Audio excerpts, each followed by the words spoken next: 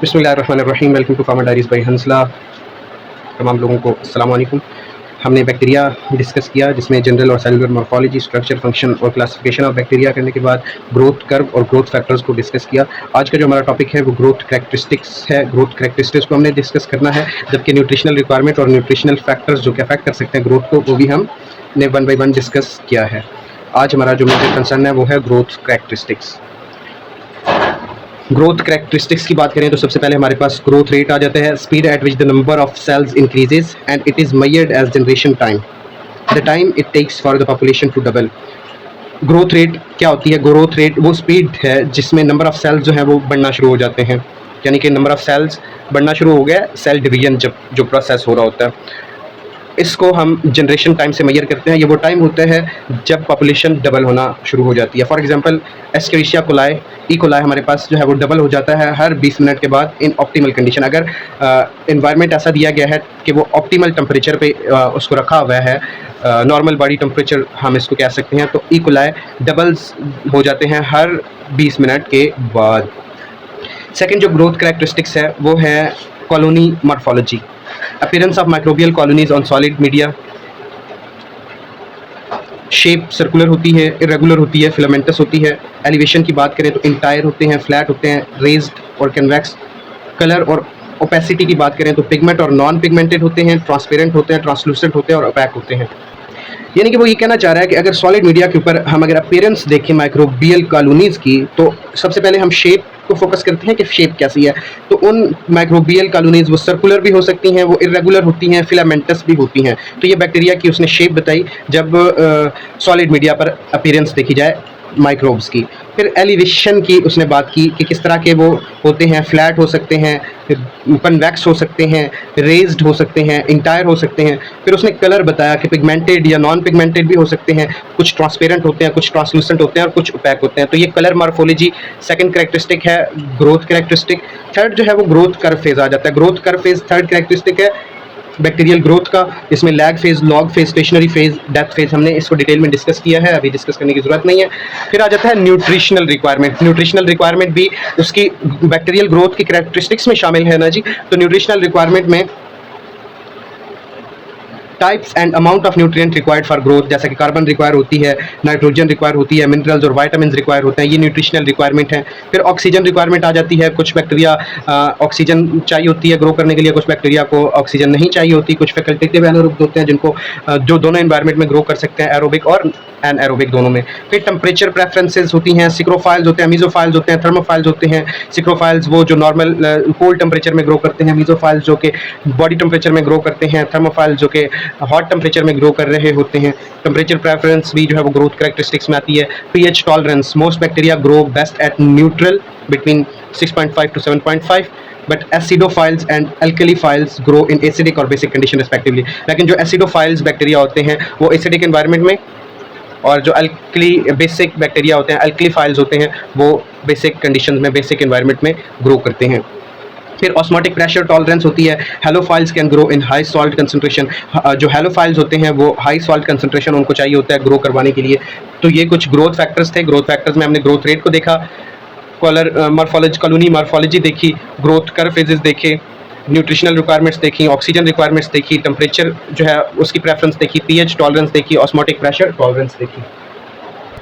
अब अगर एक क्वेश्चन आ जाता है कि define microbial growth and discuss factors affecting microbial growth, control of microbial contamination during manufacturing।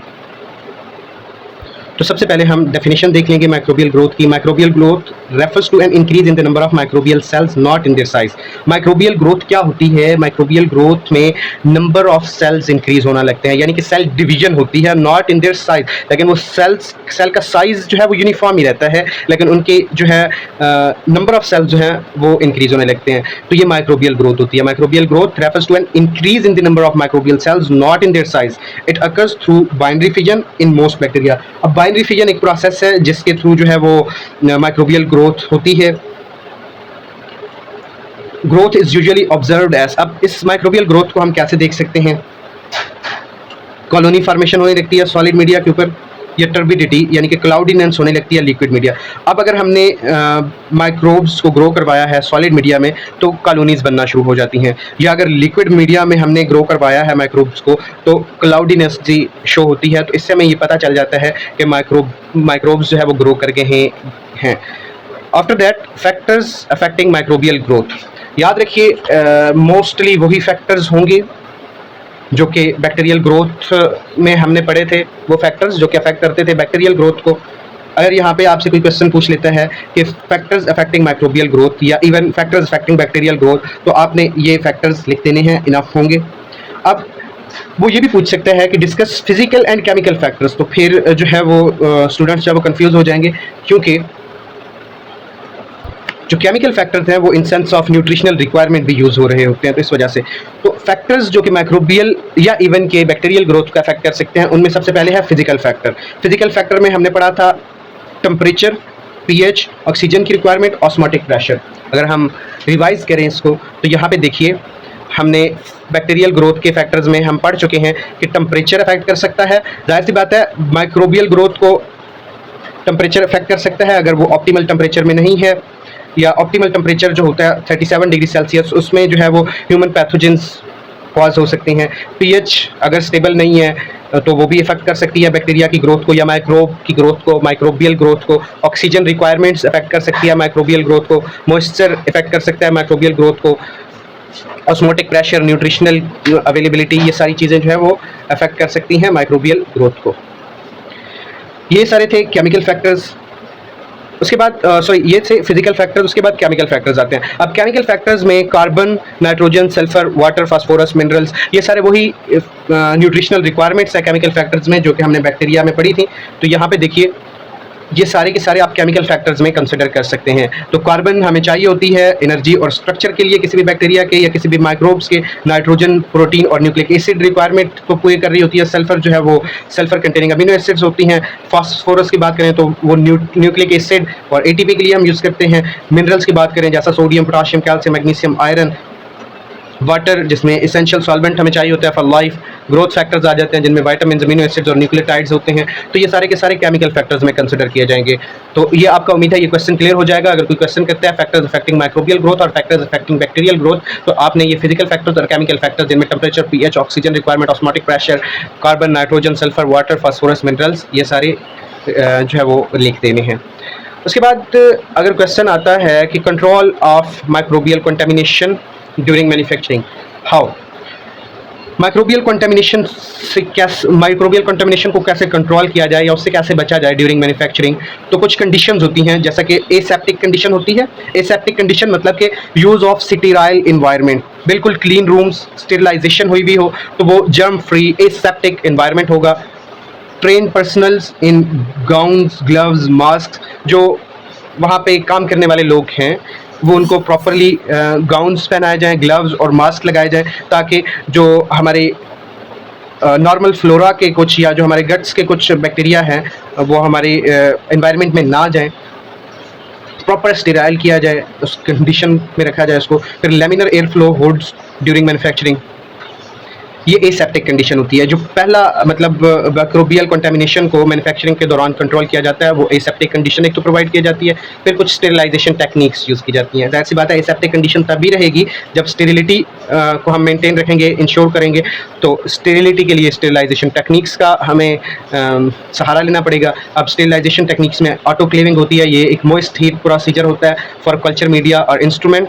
फिर ड्राई हीट स्टेरिलाइजेशन होती है, जो ग्लास वेयर्स होते हैं उनको हम ड्राई हीट स्टेरिलाइज करते हैं। फिर फिल्ट्रेशन का प्रोसेस होता है, वो जो हीट सेंसिटिव सॉल्यूशंस होते हैं जैसे कि वैक्सीन हो गई, उनको हम स्टेराइल नहीं कर सकते by the process of heat विया ऑटोक्लेव और ड्राई हीट प्रोसेस, तो उनके लिए हम फिल्ट्रेशन का प्रोसेस यूज़ करते हैं। फिर रेडिएशंस लगाई जाती हैं, जो प्लास्टिक आइटम्स या सिरिंजेस होती हैं उनको रेडिएशंस दी जाती हैं। फिर गैस स्टेरिलाइजेशन होती है। अब गैस स्टेरिलाइजेशन उन चीज़ों के लिए की जाती है जो कि हीट सेंसिटिव भी हैं और मॉइस्चर सेंसिटिव भी हैं, तो उनके लिए उन मटेरियल्स के लिए गैस स्टेरिलाइजेशन होती है। और गैस स्टेरिलाइजेशन हम इथाइलिन ऑक्साइड, हमारे पास एक गैस है, इसके ज़रिए करते हैं। तो ये सेकंड जो मेथड है, ये सेकंड टेक्निक है, वो स्टेरिलाइजेशन टेक्निक है जिससे माइक्रोबियल कंटेमिनेशन को मैन्युफैक्चरिंग के दौरान कंट्रोल किया जा सके। थर्ड पे हमारे पास डिसइंफेक्शन एंड क्लीनिंग आ जाती है, यानी कि regular disinfection of surfaces using alcohol, phenols, chlorines use of validated SOPs। डिसइंफेक्शंस में आप स्टेराइल तो नहीं करते, लेकिन उस स्पेसिफिक एरिया से with the help of alcohol, phenols, chlorine आप कुछ टाइम के लिए जम्स फ्री कर देते हैं उसको। फिर कुछ प्रिजर्वेटिव्स होते हैं, फार्मूलेशंस में ऐड करते हैं, जिससे उस फार्मूलेशन में माइक्रोबियल कंटामिनेशन नहीं होने पाती। जैसा कि एडिटिव्स का ऐड किया जाता है, एडिटिव्स को ऐड किया जाता है। अब एडिटिव्स जिनमें बेंजोलकोनियम क्लोराइड, पैराबिन्स, जो कि माइक्रोबियल ग्रोथ से प्रिवेंट करते हैं इन फिनिश्ड प्रोडक्ट। अब प्रोडक्ट जो है वो मुकम्मल तौर पे तैयार हो चुकी है, लेकिन उसको स्टेराइल रहना है, उसको माइक्रोबियल कंटामिनेशन से बचाना है, तो फिर कुछ एडिटिव जैसे कि बेंजोलकोनियम क्लोराइड, पैराबिन्स, इनका यूज़ किया जाता है ताकि माइक्रोबियल ग्रोथ से उस प्रोडक्ट को, उस फार्मूलेशन को बचाया जा सके। अब फॉर एग्जांपल आई ड्रॉप्स में हम इनका यूज़ कर रहे होते हैं, प्रिजर्वेटिव्स का, सिरप्स में हम इनका यूज़ कर रहे होते हैं। फिर इन्वायरमेंटल मॉनिटरिंग के लिए एनवायरमेंटल मॉनिटरिंग भी बहुत ज़रूरी होती है, control of microbial contamination, air sampling, surface swabs, personal hygiene checks, maintain control temperature, humidity, air filtration, HEPA filters होते हैं जिनसे एयर से आने वाले माइक्रोब्स को हम कंट्रोल कर सकते हैं। पंजाब यूनिवर्सिटी के अगर पास्ट पेपर की बात की जाए तो उसमें एक क्वेश्चन आया है कि describe a few important pharmaceutical products of microbial origin. Microbial origin से कुछ इंपॉर्टेंट फार्मास्यूटिकल प्रोडक्ट्स को डिस्क्राइब करें। तो important pharmaceutical products of microbial origin, सबसे पहले हमारे पास प्रोडक्ट है पेनिसिलिन। पेनिसिलिन का जो माइक्रोबियल सोर्स है वो पेनिसिलियम नोटाटम या Penicillium chrysogenum, Penicillium notatum and Penicillium chrysogenum. Penicillium का जो है वो सोर्स है, माइक्रोबियल सोर्स है। हमें पेनिसिलिन जो है, पेनिसिलिन एक एंटीबायोटिक है, वो इनसे मिलती है, इन माइक्रोब से मिलती है। अब यूज़ क्या करते हैं, हम इनको यूज़ करते हैं ग्राम पॉजिटिव बैक्टीरियल इन्फेक्शंस में। ग्राम पॉजिटिव बैक्टीरियल इन्फेक्शंस को ट्रीट करने के लिए हम पेनिसिलिन का यूज़ कर रहे होते हैं। स्ट्रेप्टोमाइसिन हमारे पास दूसरा जो है वो बैक्टीरिया है, एक एंटीबायोटिक है, जो कि हम इसको कह लें कि ये एक फार्मास्यूटिकल प्रोडक्ट है जो कि ट्यूबरकुलोसिस या अदर बैक्टीरियल इन्फेक्शंस को ट्रीट करने के लिए यूज़ की जाती है। स्ट्रेप्टोमाइसिन कहाँ से हमें मिलता है? स्ट्रेप्टोमाइसिन बैक्टीरिया से मिलता है जिसका नाम है स्ट्रेप्टोमाइसिस ग्राइसियस। स्ट्रेप्टोमाइसिस ग्राइसियस एक ऐसा माइक्रोबियल सोर्स है जिससे हम एक फार्मास्यूटिकल प्रोडक्ट यानी कि एंटीबायोटिक बनाते हैं, स्ट्रेप्टोमाइसिन, जिसको हम ट्यूबरकुलोसिस के पेशेंट को ट्रीट करने में या बाकी कुछ बैक्टीरियल इन्फेक्शन है उनको ट्रीट करने में देते हैं। उसके बाद टेट्रासाइक्लिन भी एक एंटीबायोटिक है जो कि जिसका माइक्रोबियल सोर्स स्ट्रेप्टोमाइसिस है। स्ट्रेप्टोमाइसिस ऑरियोफेशंस जो है वो इसका माइक्रोबियल सोर्स है। अब ये जो है ब्रॉड स्पेक्ट्रम एंटीबायोटिक है। एरिथ्रोमाइसिन, ये स्ट्रेप्टोमाइसिस एरिथ्राइयस है, स्ट्रेप्टोमाइसिस एरिथ्राइयस, जो कि रेस्पिरेटरी ट्रैक्ट इन्फेक्शन को ट्रीट करने में यूज़ करते हैं। एरिथ्रोमाइसिन को हम रेस्पिरेटरी ट्रैक्ट इन्फेक्शन को ट्रीट करने के लिए यूज़ करते हैं।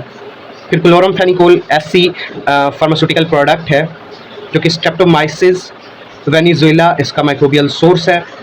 टाइफाइड को ट्रीट करने के लिए और मेनिंजाइटिस को, यानी कि मेनिंजेस में इन्फ्लेमेशन हो जाना, उसको ट्रीट करने के लिए हम क्लोरामफेनिकोल का यूज़ करते हैं। फिर बीसीजी वैक्सीन जो है वो माइकोबैक्टीरियम बोविस यानी कि लाइव एटेन्यूएटेड जो बैक्टीरिया होते हैं उससे हम लेते हैं, यानी कि माइक्रोबियल सोर्स उसका माइकोबैक्टीरियम बोविस है जो कि लाइव एटेन्यूएटेड होना चाहिए। वहाँ से हमें बीसीजी वैक्सीन हम बनाते हैं और ये ट्यूबरकुलोसिस की प्रिवेंशन में यूज़ होती है। हेपेटाइटिस बी वैक्सीन है, ये एक फार्मास्यूटिकल प्रोडक्ट है जो कि जिसका माइक्रोबियल सोर्स जो है वो recombinant DNA in saccharomyces cerevisiae का जो रिकॉम्बिनेंट डीएनए होता है उससे हम इसको हासिल करते हैं, हेपेटाइटिस बी वैक्सीन को, जो कि इम्यूनाइजेशन में हेल्प देती है अगेंस्ट हेपेटाइटिस बी। अब बात करें कि फार्मास्यूटिकल प्रोडक्ट्स में सबसे पहले आती हैं एंटीबायोटिक्स। तो एंटीबायोटिक्स हमारे पास penicillin, streptomycin, tetracycline, erythromycin, chloramphenicol, ये 5 ऐसी एंटीबायोटिक्स हैं जो कि ट्रीट करती हैं ग्राम पॉजिटिव बैक्टीरियल इन्फेक्शन को, ट्यूबरकुलोसिस और बैक्टीरियल इन्फेक्शन को। बाकी ब्रॉड स्पेक्ट्रम एंटीबायोटिक के तौर पे रेस्पिरेटरी ट्रैक्ट इन्फेक्शन को और टाइफाइड और मेनिंजाइटिस को ट्रीट करते हैं। फिर हमारे पास 2 वैक्सीन्स आती हैं, बीसीजी वैक्सीन जो कि bacteria tuberculosis bacterial Mycobacterium bovis इसका माइक्रोबियल सोर्स है और ट्यूबरकुलोसिस से, टीबी से प्रिवेंशन देती है हमें। और हेपेटाइटिस बी वैक्सीन जो है इम्यूनाइजेशन प्रोवाइड करती है अगेंस्ट हेपेटाइटिस बी। उसके बाद कुछ एंटी फंगल एजेंट्स होते हैं जो कि हम माइक्रोबियल सोर्स से हासिल करते हैं। अब हमारे पास एक एंटी फंगल एजेंट है जिसका नाम है ग्राइसियोफुल्विन एक ऐसा एंटी फंगल एजेंट है जो कि हम पेनिसिलियम ग्राइसियोफुल्वम से हासिल करते हैं। इसका माइक्रोबियल सोर्स पेनिसिलियम ग्राइसोफुल्वियम है, जो कि fungal infection of the skin, hair और नेल्स में ट्रीट करने के लिए यूज़ किया जाता है।